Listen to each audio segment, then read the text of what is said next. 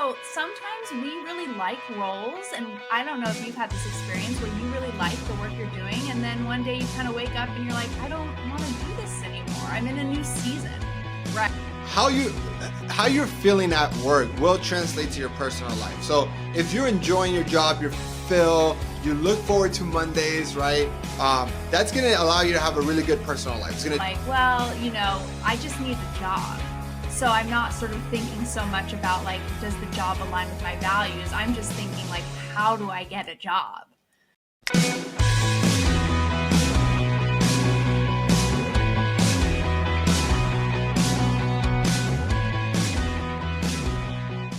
Welcome back to this episode of the How to Get a Job podcast. And today I have an amazing episode. I have Kelsey Wat. She is the founder of TGIM Careers, and she's a career coach. And today we're going to be discussing about how to get a job that aligns with your values. It's super important. And I know something that we overlook. And so, Kelsey, how are you?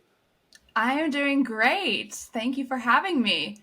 No, thank you for being here and for discussing this important topic. We had kind of talked about figuring out what topic to talk about together, but you wanted to talk about this in particular. Why are you so gravitated? Why is this so important to you that when job seekers are looking for jobs, they're finding jobs that aligns with their value? Yeah, I think this topic is so important to me because for such a long time, I was in careers that I felt like were not very aligned to my own values. And it took me quite a while to sort of stumble into a career that really felt value aligned. And looking back, I really wish that I had done some more work on the front end, some more clarity work, some more values work to really get a sense for what I want out of a role and what that can kind of look like for me. And so because of my own personal experience, it makes me really passionate about this topic. And it also makes me really just excited about what can sort of happen when you do align your career to your values and how that can really bring about fulfillment and satisfaction. No, I would agree with this so much. And it's something that I overlooked for my first job out of college. So a little bit in my story is like when I graduated, I had multiple job offers and I never took the time to figure out what my values were compared to the jobs that I had. And I took the job that paid the most and it was in the location that I wanted. Now, it ultimately worked out because I loved the job and it ended up aligning with my values. But that was a really risky move that I didn't necessarily needed to take. And I would agree, like after working with job seekers for over 10 years, I would say the vast majority, do not take the time to have clarity and do not take the time to figure out if their values align with the company that they're going to work for. And so I guess my question to you is, what are some of the things that job seekers should be looking into? How do they figure out their values and their company's values to be able to identify if there is a good correlation or if there's going to be a good match? Yeah, I think the first thing is really knowing and understanding what your values are and kind of digging deep into what that actually means. Because a lot of times we sort of confuse like values with preferences, right? Like, oh, I really want a remote job. I really want a job that has really great pay or whatever. I really want these perks in my job. And those are preferences, but then we want to really focus too on like, what are your actual values? How can you identify what those values are? Are they autonomy? Are they flexibility? Are they expressing your creativity? There's so many different things that can kind of come into play. And so the first sort of step is identifying what your own values are and really kind of digging deep into what that actually means for you as a person, as opposed to just sort of not having a lot of clarity and saying, well, I know what I want. It's got to be high paying and that's what I know I want. But asking yourself some deeper sort of questions as to like, what would actually be fulfilling for me? What type of work is joyful to me? What type of work puts me into flow? What type of work really gets me sort of going and allows me to express creativity, allows me to be in a state of flow or of enjoyment and that sort of thing. So I think the sort of first step there is like identifying what those values actually are. Can you walk us through some examples of some values that like things that somebody should be looking for as an example? Because when you think about values, I think for me, it's like I find it hard to figure out what my values are, let alone what the company's values are. And like when I'm the one that's thinking like, hey, is it compensation? Is it work life balance? Is it the industry? Is it like so? Give us some examples of values. Yeah, so I think that there's three sort of different buckets here. There's like intrinsic values, those values that are intangible that we think of like I want to give back or I want to express my creativity. There's extrinsic values, things that are outside of you, like I want high pay, I want high influence, I want to have a really exciting team that I work on. And then there's those like sort of lifestyle values. Like I want a certain amount of work life balance. I want a certain amount of pay so that I can have the kind of lifestyle that I want to build.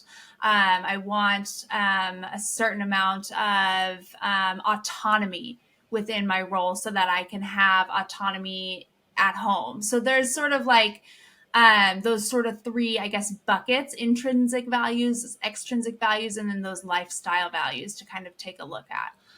Why do you think this is overlooked so often? Yeah, I think it's overlooked for a few reasons, but primarily I think fear really gets in the way of Hmm. taking a look at this sort of stuff. When we get into like a position of being stressed about work, and I understand, of course, like I'm not saying that there's no stress involved with finding a job. There's of course stress involved with finding a job, but when we get to a point where we have like a lot of stress about finding a new role, oftentimes I feel like this sort of goes to the back burner of like, well, I just need a job. So I'm not sort of thinking so much about like, does the job align with my values? I'm just thinking like, how do I get a job? And so I think that this goes overlooked because a lot of times there's a lot of fear that taking time out of applying or taking time out of your like networking schedule or whatever your sort of goal is to really sit down and think and do some of the internal work. I think that there's some fear surrounding, well, that's going to take too much time, or what if I don't find a job that matches my values? What if I don't find a role that is aligned for me? And so I think fear plays a big role in why this gets overlooked or gets skipped. Yeah, I'm thinking a lot about this, right? Like as you're talking, and I feel like it's over a lot of the clarity aspect values. A lot of the clarity is over skipped because of the need to get a job. So I work with a lot of international students, and they, I would even argue that they might not even have the luxury to spend a lot of time looking for a job that aligns with their values because of just their circumstances. Like they have to get a job within a certain amount of time. If not, they got to go back to their country, and so they're just essentially looking for a job that's willing to sponsor them, and the their needs, the compensation, the industry, the work life balance, be able to work from home or not, how many days of vacation they get. All of that essentially goes out the windows out of desperation and need. And I do think that there is a luxury in a sense to look for values, but I think it's something that you should still look for. And I think it's something that you should try to align yourself with. And I think that's where you have to be a proactive job seeker, right? If you are currently working, I think like as you're looking to explore your next job opportunity, I think you have the time. I would say don't rush into the next job just because you're not happy with your job. I say stick it out a little bit longer and then be able to find a better opportunity that matches and aligns with your values. Or if you're a college student and you graduate next May, don't wait until next April to start applying for jobs. Like fall recruitment's right around the corner, and that should be your focus because the more time you have, the more time you can spend on clarity and values and some of those things that will actually pay off in the long term. Because I do think finding the right opportunities that match your values, match your with what you want to do, and matches your motivation, it's going to actually be a better job. And I will even say just because it's a company that we all know, like the Googles and Amazons of the world, they might not actually match your values. And don't be blinded by this shiny brand that makes it really cool to put on your LinkedIn profile. But actually, there might be a middle or smaller size company that would better fit for what you're looking for. Yeah. And I feel like a lot of times, especially for your listeners or the students, the folks that you work with, it is like, I totally understand that sometimes you do just need to find a job. And so Mm-hmm. the idea of like getting clarity or finding something that's really fulfilling, it is definitely, I think, something that you design over the course of your career, and not necessarily something that you do one time and Mm-hmm. then it's done, right? So a lot, because also sometimes we really like roles, and I don't know if you've had this experience where you really like the work you're doing, and then one day you kind of wake up and you're like, I don't want to do this anymore. I'm in a new season, right? Where I want to kind of try something else, or I want to dig into different strengths. And so I think there's another piece too, which is like, are you really spending that time like doing clarity work regularly throughout your career, not just necessarily in the front end, like right when you graduate, but are you doing it regularly and checking in with yourself, like what skills do I want to bring to the table next? Where do I want to grow, and how do I want to bring about my like development as I move forward in my career? What sort of things, what are my values in this season, and how can I adapt or change either my career, or how can I adapt and change within the team that I'm in at my current job to be more value aligned? Yeah. And how often do you think we should be self reflecting on what our values or our needs or what we want in a job?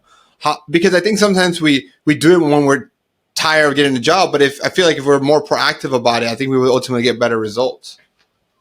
Yeah, I don't know if there's like a perfect time, but I would say at least every 6 months have like a check in with yourself, or maybe even quarterly if you're a quarterly planner type of person.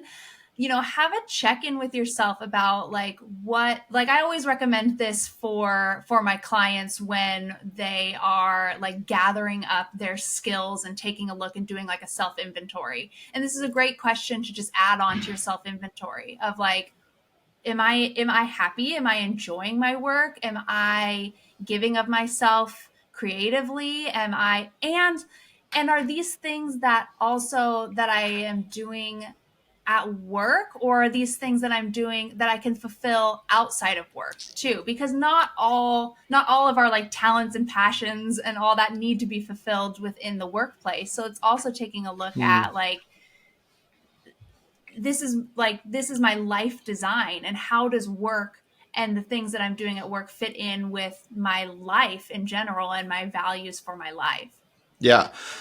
Super interesting. I think there's an important point to note is that how you how you're feeling at work will translate to your personal life. So if you're enjoying your job, you're fulfilled, you look forward to Mondays, right? That's going to allow you to have a really good personal life. It's going to translate to your marriage. It's going to translate to your relationship. It's going to translate to your kids, your family, your friends, your loved ones. Same thing on the opposite. If you're miserable at work and you're unsatisfied and you have a boss that's yelling at you all day and is micromanaging, you're going to be angry, and you're going to take that anger to the people that you like, that you love, and it's going to affect your other relationships.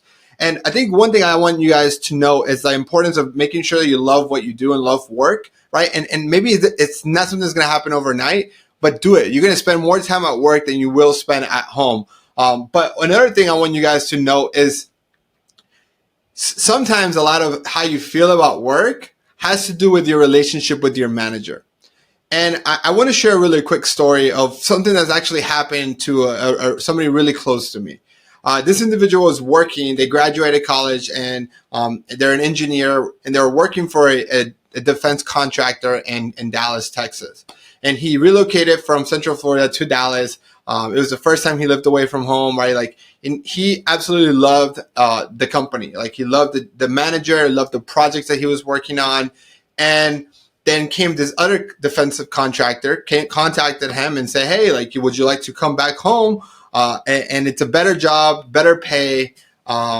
And so he took it. He took it. It was going to bring him back home. It was going to pay him better. But now he hates it. Right? He hates it. He's miserable. He doesn't have a good relationship with his boss. He's not fulfilled at work. He doesn't have a lot of work to do. So he's bored out of his mind. And it's interesting because for the money or to come back home, he gave up a job he loved, and now he's miserable outside of work. And it's kind of like really annoying when you're near him because he just has such a negative clout. And so he's like, I hate this company. And my challenge to him is like, is it the company or is it the manager? Do you just have a bad manager and now you think the whole company is that way, or is it really the whole company? Because if you look at the reviews for the company itself, like, that's great reviews. It's one of the best places to work at. And so I guess the lesson here is two things. One is don't judge the company as a whole. If you like or hate the company based on just the manager. You might actually work for a terrible company, have a great manager, and love the work,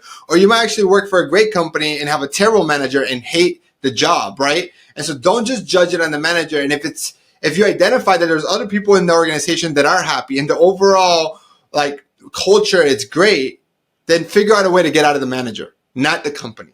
And the second point is not always about the money, because now you could be miserable and have a job. So, any thoughts on that, Kelsey?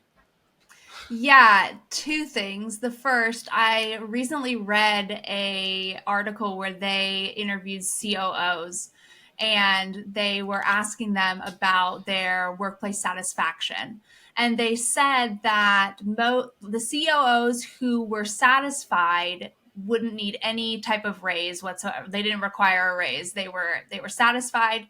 The ones who were dissatisfied with the company culture, they needed at least a 40% raise to stay. And so it's just really interesting, that relationship with money and how people, sometimes it's just like, even when you get the more money, you still are not necessarily satisfied with the role. So that made me think about that. But then the other thing that I was sort of thinking about too was just that, yes, you've got to really, when you're interviewing, this is a really important time if you're looking to assess for company culture, is when you're interviewing. And when you're interviewing, if you can really dig into specifically what the manager and the team are like and what the culture of that team is like, you can glean a lot of information. So I totally agree with the idea too, that it's not always just because a company says we value authenticity, we value hard work, whatever the company has posted up as their values to be, that doesn't necessarily mean that those values are lived out within your individual team or within your individual manager. And so it's really important to get a sort of sense of how are those values actually lived out in the day-to-day within that team. Yeah. It's so important for you to never take a job unless you get to speak to the manager first. Like, the interview process should be a two-way street. And as much as the company is interviewing you, you need to be interviewing them back, right? And it's not about like you having 1,000 questions for them, but it's having the ability to speak to your manager should be a must. You should also be proactive, going on LinkedIn and finding people that work in the same department group that you work for. And I will even say, filter people who used to work there and have people and reach out to people who used to work there. Just like the company is going to ask you for references, and they should be calling your references to say, hey, how was that experience working with Kelsey or with Daniel? You should be doing the same too. And I know that it takes time and extra effort, but I don't know about you, and making sure that you work at a company you enjoy going to, that you actually look forward to Mondays, right? Like Kelsey says a lot. It's going to be worth that time invested in having those networking conversations, talking to the manager, and talking to people who will be on your team. I think I don't see how you can go wrong by doing that. Yeah, and I think it's about asking insightful questions. Don't just ask, what is the culture like here?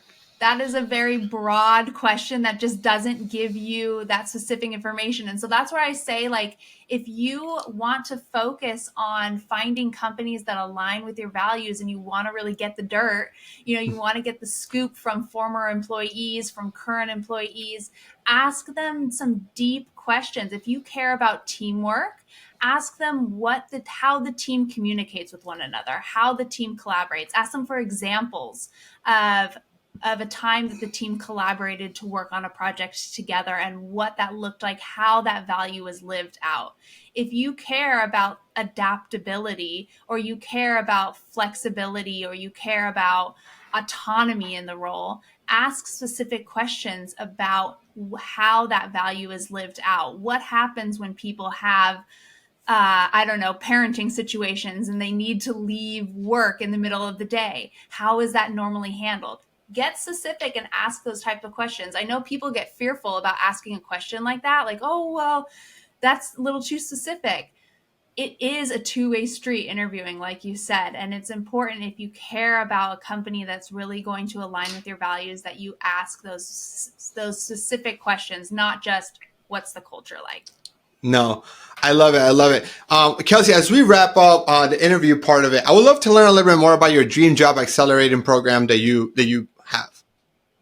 Yeah, so my coaching program is called the Dream Job Accelerator. It is a 6-month long coaching program that works through all of the classic stuff. Mindset is one of the big pieces, mindset and career clarity. So, really getting you set and focused on what types of roles that you want and what that looks like. And then moving through into interviewing, the whole gambit, job search, strategy, networking, offer acceptance, and salary negotiation, the whole process of getting a job. So it's really designed for folks who are looking for that extra support through their job search process, because we know how challenging job search can be, and finding a new role, and who want that extra coaching support along their pathway. So that's a little bit about the Dream Job Accelerator. Love it. So I will actually put links to Kelsey's your website on the show notes if you're interested in learning more about her program. I know you also have a really good LinkedIn group called Thank God Is Monday Resume and Job Search Support Group. So we'll put links to those things on the show notes. Kelsey, thank you so much for coming and sharing your knowledge with us regarding values and just gaining clarity on the job search process. This has been amazing. Yeah, thank you so much for having me, Daniel. Amazing. And for everyone listening, thank you so much, and catch you guys on the next episode.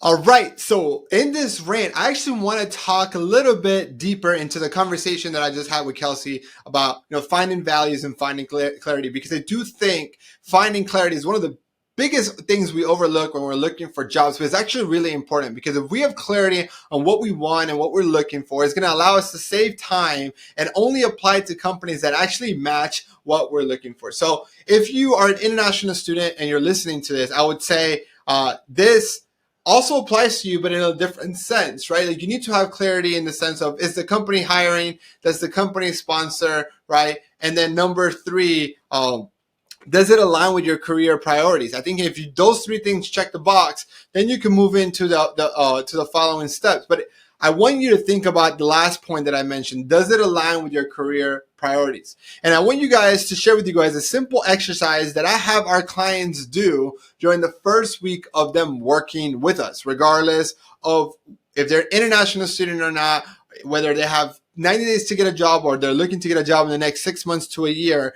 You should be doing this following exercise to help you gain clarity. One of the most important things I want you guys to understand is, what is your career priorities? What is it that motivates you? And so to do that, doing this simple exercise is going to be really helpful. So I've identified 10 things that are probably the things that you should be looking for regarding when you're applying for a job. Those things are experience. Like, how does this job help me build experience to the roles that I want in the future, right? Number 2 is compensation. How much is this job going to pay me, right? Because every job that you apply to might pay you differently. And so if you're motivated by money, compensation is going to be important for you.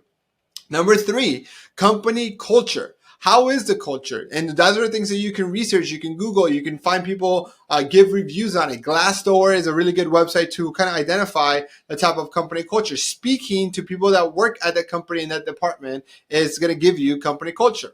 Number 4, company mission, right? What is the mission of the company, right? If you know Tesla, their company mission is very clear, right? They're trying to help humanity, right? Be independent from fossil fuel. And if you think about Elon Musk, his mission is very clear, and it's to save humanity, right? And have Earth, our humans, be multi-planet species. And he's doing Tesla and SpaceX all for that mission. So the company mission becomes really important. Number 5, growth potential. Is the role you're going into, what is the next step, or is that the last role? Like, if you are you stuck there and you're going to be doing that role until you retire, or is there a clear path of promotion and growth in that role? Also, another one is industry. Different industries have pros and cons. Is there a particular industry that you want to do? Like, you could be a software engineer and do that in the tech industry, which is the most common, but you could also be a software engineer in finance and banking industry. You could be a software engineer in the consumer packaged goods. Like PepsiCo had a bunch of software engineers. Procter & Gamble, Coca-Cola, all has software engineers. So every industry are going to need software engineers, marketers, accountants. So you think about that. What is the industry? Another one is work-life balance, right? Is that important to you? Then you shouldn't be a consultant, right? Maybe a teacher is a better job for you because work-life balance, there's a lot of investment banking, consulting, even some of the big 4 jobs don't have a lot of work-life balance. You will be required to work 60 to 80 hours a week. It is part of it. So understanding if that's important to you. Another one is pay time off and benefits. What is the overall benefits packages, right? It's important to understand how much are the companies investing in benefits. I remember having a conversation in PepsiCo, and I think if I remember correctly, they're investing 33 cents for every dollar that they pay you in salary. They're investing that in benefits. That's 401k. That's also your health insurance, vision insurance, life insurance, personal development budget, tuition reimbursement. All those benefits also add up. Pay time off. How many weeks of vacation does your company offer right off the bat? Or how do you earn more weeks of vacation? If you have all your family in the other side of the world and you only have 1 week of vacation or 2 weeks, that might not be enough. And so what are the policies there? Last one is another one is location. Location is important. It was really important to me. I didn't want to leave Florida. My mom was here. My girlfriend at the time, who was now my wife, was here. So me moving to another state was out of the question. And then lastly, personal development. So I just named 10 things that you should be identifying and figuring out what's more important to you. And so my challenge to you is rank them. What is your number 1? What is your number 2? And all the way down the list. And when you're applying to jobs, I actually want you to look at the jobs and say, okay, how does this job description, how does this company, how does the compensation align with my career priorities? The closer it aligns to your career priorities, the more I would suggest you invest in the application and the networking and the quality of your intent to apply for that job. You might run into a job that's it's a good backup plan. Fine. Don't customize your resume. Just submit the easy apply button. Call it a day. But if you find a job that matches your top 3, your top 4, that like is really closely aligned to your priorities, right? Then I want you to double down and spend more time on the application, network with more people, because that's going to give you a better bang for your buck. And last thing I would add here is that this will change. When I was graduating college back in 2012, compensation, location, and experience were my top 3.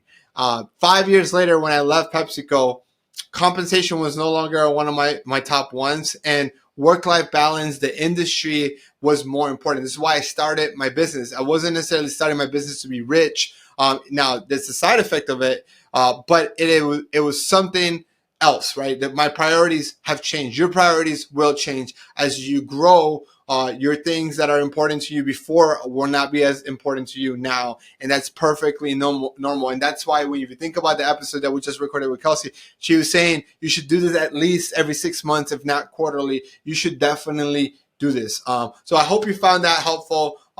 If you enjoyed this, please like and subscribe and share it with a friend. Odds are the reason why you came across this podcast is because somebody shared it with you. So if you can please pass that down This podcast is absolutely free. We don't run ads, and we can go from there. If you like our content and you want to learn more about how to work with me, definitely go to opni.co and let's figure out if working together makes sense. Thank you so much for listening, and catch you guys on the next episode.